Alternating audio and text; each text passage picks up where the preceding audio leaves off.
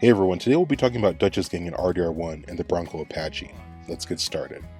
After the downfall of the original Vanderlyn gang, Dutch disappeared for several years, before resurfacing around 1911, where he formed a new gang, comprised of disaffected young natives off of nearby reservations who hated the US government and the white man in general, for taking their land, destroying their way of life, and forcing them into lives of squalor. Dutch took advantage of this sentiment and promised these natives that following him would allow them to return to their lands. Hello, gentlemen. We come in peace. Those words mean nothing coming from people like you. Look at what you've done to us. Look at us! We live like animals, scrabbling in the dirt. Well, violence isn't the answer. Maybe you live in a different America than we. Men like Vanderlyn will lead you to disaster. I think we've already experienced disaster. The likes which you could only imagine. Put your hands up! We come in peace! Nastas is a Native American. He was born and raised on a reservation, where he received an English education at a boarding school. Being familiar with both sides of the ongoing Native American conflict, Nastas is openly critical of government policy, but also the criminal response of his fellow tribesmen for joining Dutch's gang. He is initially an informant for the Bureau of Investigation under Edgar Ross. It can be assumed that he agreed to infiltrate the gang in an attempt to rescue his tribesmen from their perceived inner destruction under Dutch Vanderlyn's leadership. According to Nastas, many of the members of Dutch's gang also attended schools and learned English, likely referring to the many Indian reform schools that were present in the United States throughout the 19th and 20th centuries. Vanderlyn has attracted a following of young men on the reservation. They are turning to bad things. Dutch's gang seemed to have a vast variety of tribal backgrounds that include Choctaw, Nez Perce, Navajo, and Apache. Now that we've talked about Dutch's gang in the game, let's talk about the Bronco Apache in real life. In September 1886, when Geronimo's band came down from the Sierra Madre and surrendered for the last time in Skeleton Canyon, at least 6 of his warriors stayed up in the mountains and never surrendered. One of the warriors was named Adelnitze. He has served as an army scout and was an important member of Chief Naiche's band, possibly Naiche's cousin. Small bands of the southernmost grouping of Chiricahuas had likely avoided the US Army by staying in Mexico.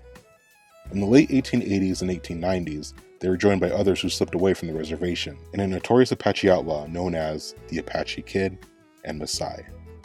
After Geronimo and his band surrendered, they were promptly sent to be prisoners of war in Florida.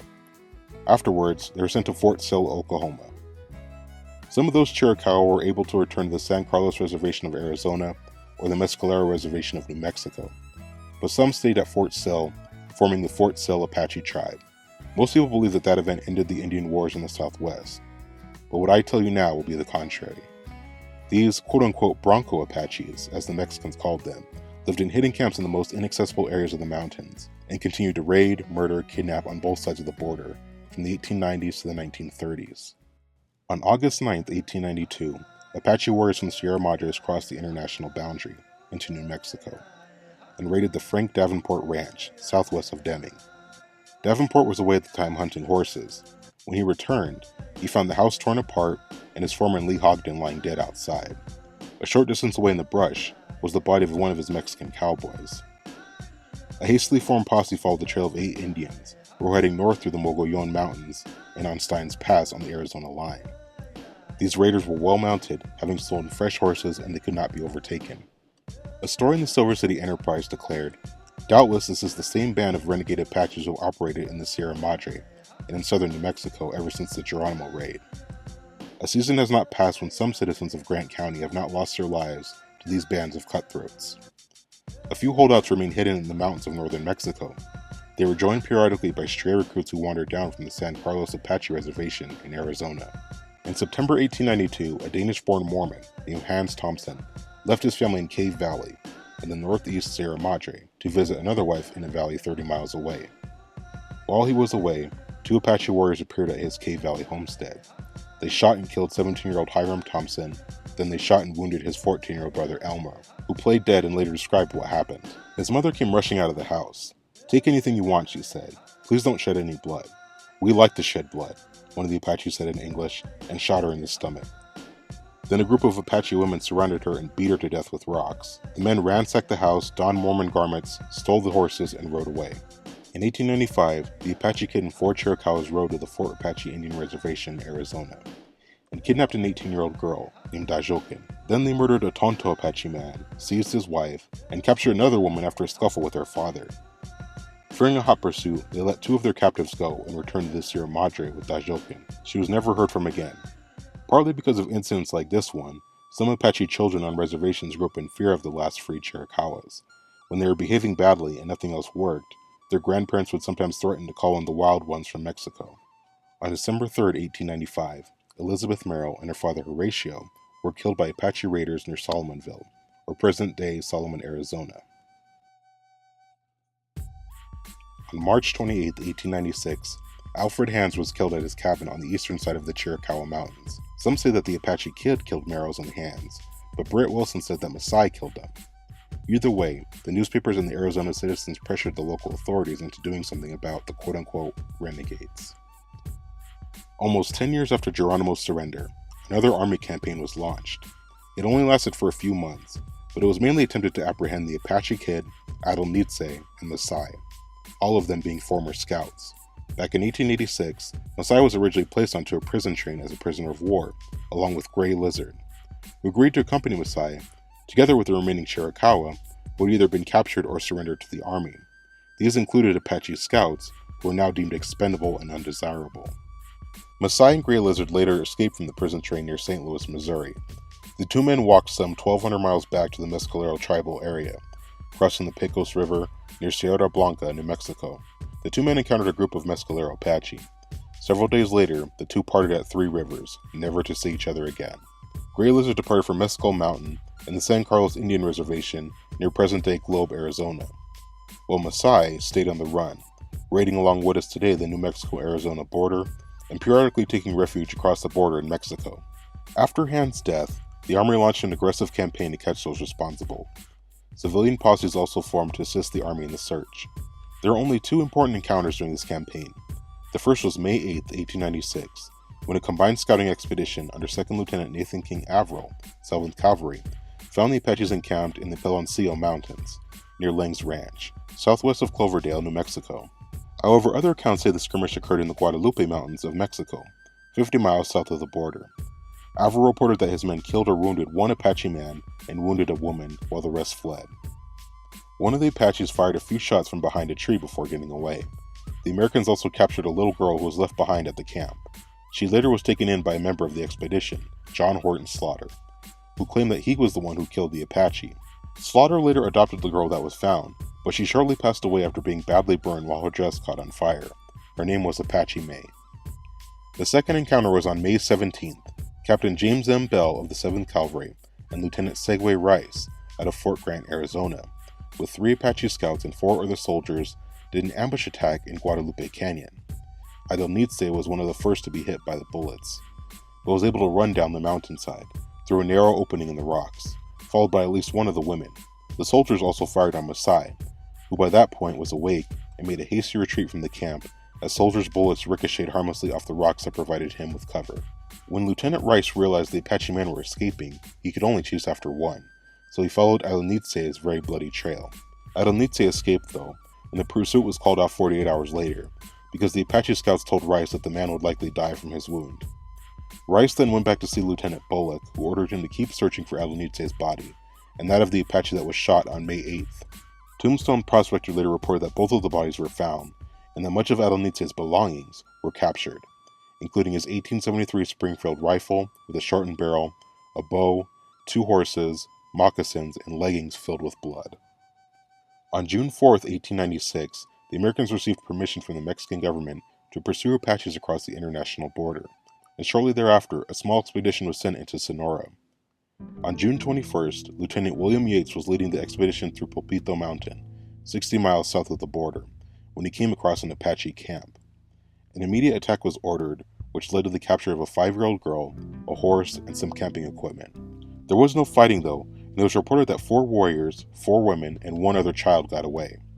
American newspapers claimed that the Apache scouts that participated in the expedition had warned the Apache camp ahead of time before the attack began, allowing a majority of them to escape. On September 4, 1906, Massai was killed near Chloride, New Mexico.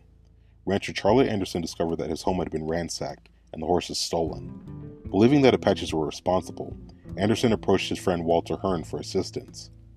Together they attempted to organize a posse to track the culprits. After several days, the posse discovered Anderson's stolen horses near a recently abandoned campsite. Believing that they were close to catching the raiders, they decided to stake out the area. At dawn, a man and a boy approached the campsite. Without warning, the posse opened fire, killing the man. The boy managed to escape. Initially, the posse believed that they had killed a well-armed Apache renegade. However, a search of the camp revealed that the man was unarmed and had no ammunition for his rifle. Among the items recovered from the camp were Saunders' gold watch and other goods believed to have been stolen during the recent raids. Massai's family, who were hiding nearby, heard the gunfire and saw the posse build an unusually large fire. After the posse left, Massai's wife, Zanagoliche, and their children returned to the site and discovered Massai's charred remains among the ashes, along with his belt buckle. Reports soon surfaced that the posse had decapitated Massai's body and taken his head as a trophy. Ben Kemp later claimed that Bill Keane was seen boiling the head on his property, and Ed James admitted to being involved in the decapitation. There are conflicting sources about what happened to Massai's severed head. Some sources say that it was taken as a trophy and eventually gifted to Yale University's Skull and Bone Society. However, these claims remain unverified. In 1924, a war party entered the southwestern corner of New Mexico and killed a cowboy named Frank Fisher in the Animas Mountains. They stole his mule and gun and dumped his body at Smuggler's Trail Pass. Then the Apaches raided a couple of ranches and quickly slipped below the border for safety. No one had to explain to local ranchers, miners, and townsfolk what this meant. They had all heard stories about Apache attacks during their grandparents' and parents' generations. Local cowboys quickly saddled up and formed two posses. The sheriff of Hidalgo County also formed another posse of 24 heavily armed men. The next morning, the Apaches stole the best cow ponies and a herd of cattle from rancher Ross Sloan in Cochise County, Arizona. Then they stole more horses and mules from several other ranches in the area, and went on to rob and vandalize an isolated house. Surprisingly, the Hidalgo posse trailed the raiders to their camp near Big Hatchet Peak, and guns drawn, they stormed the rancheria. Meat was still cooking over open fires, and the rawhide-shod horses and mules were still in camp. But the Chiricahuas had disappeared over the international border, and presumably headed south to their stronghold in the Sierra Madre. At the turn of the 20th century, there were probably 100 Apaches scattered through the northern Sierra Madre. They were a constant threat to local Mexican ranchers and cowboys, and also to Mormon farmers, who had settled the area after polygamy was outlawed in the United States in 1890. Two Arizona cowboys, the Hunt brothers, saw the raiders in Sonora a few days later. The Apache war chief, they said, was a big white man with a long beard and a mane of blonde hair, riding in front, wearing a deerskin breech clout. Many people on the border speculated that he was Charlie McComas. In 1883, McComas was 6 years old when a group of Chiricahua Apache, led by Chato, had killed his parents as they were heading to Lordsburg from Silver City, and snatched him up as a captive. No one ever saw Charlie again. Had he survived, by 1924 he would have been 47, their prime age to be a powerful Apache leader. However, Asa Daklugi, who was the son of Chief Jew of the Nende band of Chiricahua, and also a nephew of Geronimo, affirmed that the little boy had been killed when Mexicans attacked their camp. Daklugi said that Charlie was brought back with the rest of the raiders by Chato. I was not present when the Mexicans attacked the camp, but in the escape, Charlie was killed. Of this I can be sure. When an Apache took a child, it gave it the same care and protection as it did for its own. Nobody among them would have killed that child. During the attack, Apache children too lost their lives. This was not the first time that a white person had been seen with the Apache. As the number of male warriors dwindled over the years, some Apache bands were mostly women and children. That is why the Apache would sometimes kidnap children, especially boys, to bolster their numbers and get more warriors. The motive was also probably revenge, as many Apache children were taken by Mexicans and used as servants or field workers, even though slavery had long been outlawed by that point. For years, the newspapers in El Paso, Silver City, and Tucson ran stories about the white chief who was supposedly leading the lost Apaches. More likely, this white man who was with the Apaches who killed Frank Fisher was another boy who was kidnapped during a raid. The last information on the white man surfaced in 1940. It came from a Bronco woman who was captured and interrogated. She claimed that the quote-unquote bearded one had been killed several years before. He had been stabbed to death in a fight with another Apache over a girl. They had then thrown his body into an open pit, not far below the Arizona boundary. When some Americans expressed interest, she guided them to the site. In fact, a skeleton was discovered and taken to Douglas for examination. Upon study, it was proven to be that of a white man. In the 1930s, Sonoran rancher Francisco Fiambres led a series of extermination campaigns against the remnant Apaches. They had murdered his wife, then stole and later killed one of his small children. Fiembres and his men hunted for Apache camps that at this time typically contained mostly women and children. Nelda Villa, a local Sierra Madre historian and a renowned expert on the remnant Apaches, believed that most of the men had already been killed off by Mexicans during raids. Fiembres and his men killed all the Apache women they could find and adopted the children. Helge Ingstad, in his book The Apache Indians in Search of the Missing Tribe, has several interviews with Apaches who had been captured as children by Mexican ranchers. He tracked down one 12-year-old girl in the suburbs of Los Angeles. Her Apache name was Bowie, or Owl Eyes, but she was now Carmela Harris. She was captured in 1932. When she was 3 or 4 years old, already orphaned, Mexican cowboys found the all-female Apache camp she was living in with her grandmother, a strict, fierce woman who had just sewn her a pretty buckskin dress. The vaqueros killed her grandmother and took her to an American woman named Dixie Harris, who was living in Acori Chico, Sonora. She happily adopted the little Apache girl and later moved to Los Angeles. Carmela told Ingstad that she much preferred high school in California to the wilds of the Sierra Madre, where her band lived in fear and moved often to avoid detection. Quote, "I was often afraid. I do not want to return. Nana was so strict. We were not allowed to do anything. Once there was a small child who cried a lot. Nana strangled her until she died. We dared not make any noise. But once in a while, I remember that a woman sang me to sleep." Carmela Harris graduated high school in California and became a nurse. She never married and continued to live with Dixie Harris. In 1972, they left California and emigrated to Italy. Carmela loved Italy. It was the happiest time of her life. But suddenly, she died in her mid-40s after fainting while standing up and smashing her head on the ground. She was buried in Italy, and many years later, in the attic of her house, the Harris family found the little buckskin dress that her grandmother had sewn for her. In 1997, at Nuevas Casas Grande, Mexico, 82-year-old Damiani Bassi recalled the day that some local men dragged into town La Niña Bronca, the wild girl. According to Senior Bassi, the cowboys found this 12 or 13-year-old girl wandering almost naked in the nearby mountains. They dressed her in baggy men's clothing, but she would not speak or look directly at her captors. Neither would she eat. The year was 1933. The authorities put her in the town jail like a caged beast. The girl curled up into a ball, with her back to the growing crowd of gawkers. It was clear to all that this curiosity was a remnant Chiricahua Apache, surviving in Sierra Madre nearly half a century after Geronimo's surrender and the end of the Apache Wars.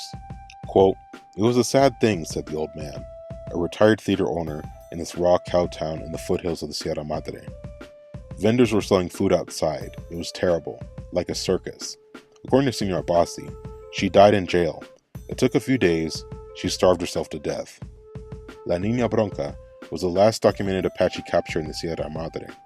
By 1935, the others had either been killed or absorbed into the Mexican population. In 1937, Helge Ingstad, a Norwegian anthropologist and adventurer, went up to the Sierra Madre to find the lost Apaches, as he called them. With him were 2 Apache guides from the Mescalero Reservation in New Mexico. One guide claimed that he had fought with Geronimo. It was quite an odd expedition. His guides were more interested in finding a lost treasure that they heard about were in the mountains. At one point they mutinied and disappeared. Ingstad found no lost Apaches. However, it is possible that the Mescalero guides did make contact with the remnant Apaches without telling the Norwegian. There were still some rumors as late as the 1940s and 50s that there were still Apache out in the Sierra Madre Mountains, but that is highly unlikely.